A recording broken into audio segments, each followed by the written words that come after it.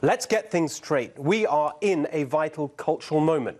Calling times up on the abuse and exploitation and harassment of women by men is long overdue. But we're in a vital political moment too. Just as we're moving in the right direction on gender equality, we're moving in the wrong direction when it comes to politics. And one party is overwhelmingly to blame. We discovered that last Thursday. Christine Blasey Ford is a good person, as far as I'm concerned, caught up in an ugly war. It was a small detail from her that gave the game away. The revelation that even as the Democrats were holding the sexual assault allegations from the Republicans, from the FBI and from Brett Kavanaugh himself, they recommended the resistance lawyer Deborah Katz to Dr. Ford. They knew they were going to make her name public. They knew they were going to do it after the hearings. So now we know the Democrats were not protecting a victim of sexual assault. They were preparing her for use as a political weapon. When I watched that hearing, something changed for me. I woke up to the truth about today's Democratic Party establishment. This whole thing, for them, it's not about women's rights. If it was, they'd be equally outraged about their own alleged abuser, Keith Ellison. It's not about overturning the patriarchy. It's about overturning the 2016 election. They fear that if they let this president fill this seat, their power is lost for a generation or more. So they'll pay any price to keep their power. Dr. Blasey Ford, throw her to the wolves. Judge Kavanaugh, who cares? He's a white male Republican. Trust in the Senate and the Supreme Court. Screw that as long as we win. The fabric of our society, go ahead and rip it to pieces as long as we keep the biggest one.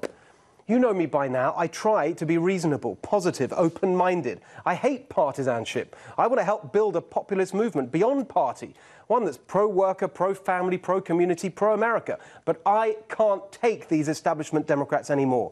These identity politics idiots who are recklessly dividing this country. Black against white, young against old, gay against straight, urban against rural, and yes, men against women. Whatever happens with the Brett Kavanaugh situation, whether he's confirmed, brought down by new evidence or brought down by new allegations, the way the Democrats have fought his nomination will have a lasting, corrosive effect on this country.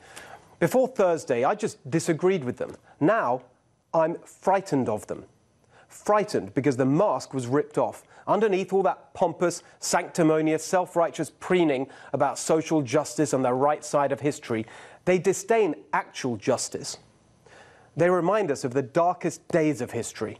The snarling authoritarianism of 20th century Europe. It is a frightening future if they're allowed to prevail, a future, to borrow from George Orwell, of a boot stamping on America's face forever.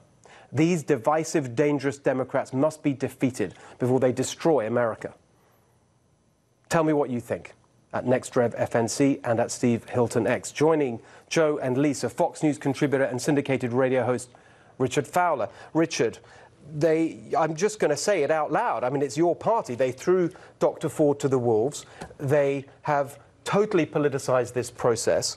They have overturned the notion of innocent until proven guilty. Do you want to distance yourself from that or defend it? That monologue was quite something. Here's how I view... No, I want to ask you, do you defend it or do you feel uncomfortable with it? You want to distance yourself? I disagree with the premise of it, and let's just go back to where we are. I will give people over and over again that Senator Dianne Feinstein did not handle this well. This investigation should have come to the front from the beginning when she found out. It should have went to Senator Grassley, and then there should have been an FBI investigation. And then she could have done all this in private like she wanted, instead of the whole nation hear all having of that, this but here's where we are today. Where we sit today, you have two camps. You have those like yourself who believe that Brett Kavanaugh is a wronged martyr, and you have another group of people. I'm talking but there are individuals. Wait, I'm not talking about whether. I'm talking specifically about how the Democrats have handled it and its impact on our country for the long term. Well, but here's the thing. No matter what, if there was allegations against him, it should have been known to the American people. I'm not saying that Dianne Feinstein was great at doing this, and I'm not defending her for doing it. It's not just but a they're mistake. Talking about where we are. It's not just an error, a sort of they slightly screwed it up. It was a choice, and the consequence of the choice is to have this division. Are you saying that Blasey Ford isn't credible? She's not. Look at the evidence. No, I don't want to talk about that. I want to talk about the role of the role of the Democrats and how they've politicized this. Well, Senator Chuck Schumer said that he would oppose Brett Kavanaugh with everything he has, and clearly the Democrats have proven that they will stop at nothing to do that. They're hell-bent to destroy him. Kirsten Gillibrand said that women would die if he was confirmed. The Democrats were against Brett Kavanaugh before he was even nominated, simply because he was President Trump's choice. So Democrats have already demonstrated and said outright that they would absolutely do anything to try to stop Brett Kavanaugh. Now what they're doing is weaponizing baseless allegations that have zero corroborating evidence. Not a single witness has stepped forward. You look at the Deborah Ramirez allegation. The New York Times interviewed several dozen people, couldn't find a single person to corroborate her story. The Christine Ford story, her lifelong friend said that she doesn't remember the event in question and never met Brett Kavanaugh. I want to get Joe in. You had strong views about this earlier in the week. I'd love to hear your thoughts, Joe. Well, I don't think there's any doubt that the Democrats have purposely designed this process to be an affront to dignity of the Senate and its proceedings. Senator Feinstein has been a senator for a very long time. She didn't accidentally mess this up. This was a purposeful plan. She designed it this way. When she said her staff didn't leak, it doesn't matter what she says. A Democrat leaked the information to the media. That's all that matters. And where we are headed is toward a showdown. There's going to be a vote. And Judge Kavanaugh may be confirmed. He may not. We have three complex Republicans who don't know what they're going to do, led by Jeff Flake. And the bottom line is this. The Democrats created this problem. They're happy about it. This is the kind of politics they love and they want.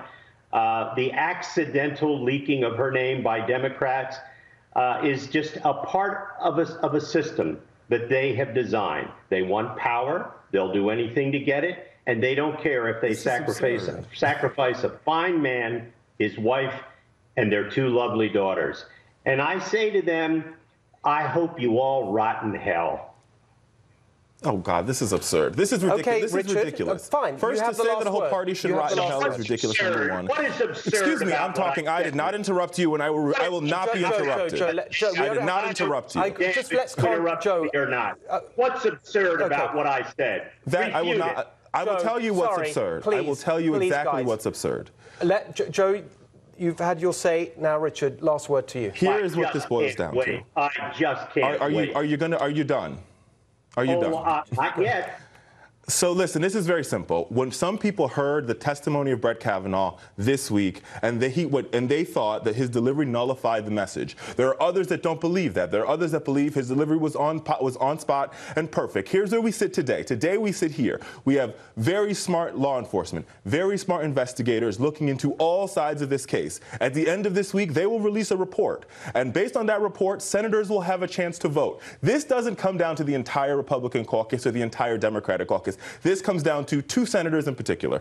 Lisa Murkowski from Alaska, where her two governors have already said they are against the nomination of Brett Kavanaugh, and Susan Collins, who, let me remind you, for the mere allegations of groping made against Al Franken, she said that he should be removed from the United States Senate. You know That's what this is about. Fine. Point blank, Richard, hang on a second. We've got to leave it there. Joe, thanks a lot. We'll see you again soon. We're going to say goodbye now, but appreciate your contribution on that tonight. Richard and Lisa are going to stay with us. But I don't think you dealt with the fundamental point here. The way they chose to handle this has exactly created all this division. I understand the anger around the way that it was created. And the weaponization of the baseless allegations. The court has been weaponized since Merrick Garland, when you guys held that seat open for a year. Let's start there. Guys, the battle over Brett Kavanaugh's confirmation has divided America, as we've just seen. Look, I would never say that political opponents should rot in hell, or whatever the phrase was that we just heard. But honestly, it is hard to maintain civility in the face of the way the Democratic Party has behaved over this. Joining Lisa and Richard, executive editor now of National Review, Reihan Salam. Reihan's got a brilliant book out, which we will be talking about later, I promise. It's a hot topic that you'll all be very interested in. But I'd love your take on all this, because you're such an astute commentator on matters of culture and so on. Where do you think this leaves us, this whole last few weeks? I think it leaves Americans raw, angry, and more divided than ever. one of the ironies of the story, something that we haven't heard much talk about, is that Brett Kavanaugh is a conservative who flourished in liberal institutions. At Yale Law School, he is someone who had numerous Democrats come out and defend him early on in this process. He routinely hired as his law clerks liberal students, many of whom then praised him and worked to support his nomination to the Supreme Court. He is a conservative who is very much an establishment conservative, someone who was always working with folks across the aisle, trying to build bridges. When you think about his judicial philosophy, his conservative judicial philosophy is based on the idea that we must allow democratic legislatures to take the lead, not unelected administrative agencies. And what did he get? What did he get for actually trying to build bridges, for doing so much? He was literally hired as a lecturer at Harvard Law School by Elena Kagan, another Supreme Court justice who was appointed by Barack Obama. She hired him. She went out of her way to do that because she so respected him as a jurist, as a thinker. And then suddenly, someone who devoted so much of his life to building these bridges, this is where we find ourselves now. It is a really extraordinary testament. And when you look to Brett Kavanaugh's testimony, in a way, you see someone who said, enough is enough. I thought that I was someone who built genuine friendships. I thought I was someone who built and cultivated this trust with folks on the liberal left. And instead, you had this experience that for him must have been so searing.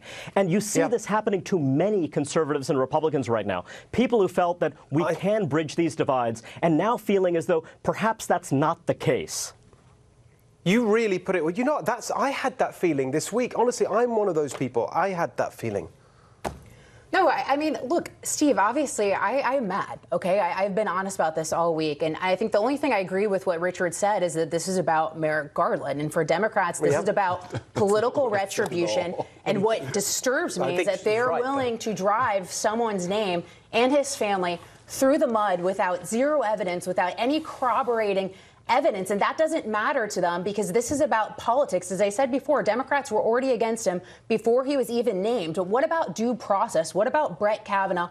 What about his family? So I find it disturbing and despicable that Democrats are willing to do this. And don't try to pretend like Democrats haven't long engaged in the politics of personal destruction. The term borking comes from the Democratic Party and what they did to Robert Bork. So I've seen this in my own time working on campaigns and the lengths and the depths that Democrats are willing to go to try to hurt someone politically. And we're talking about someone's life who has 2 young girls at home and a wife who he's had to explain this to.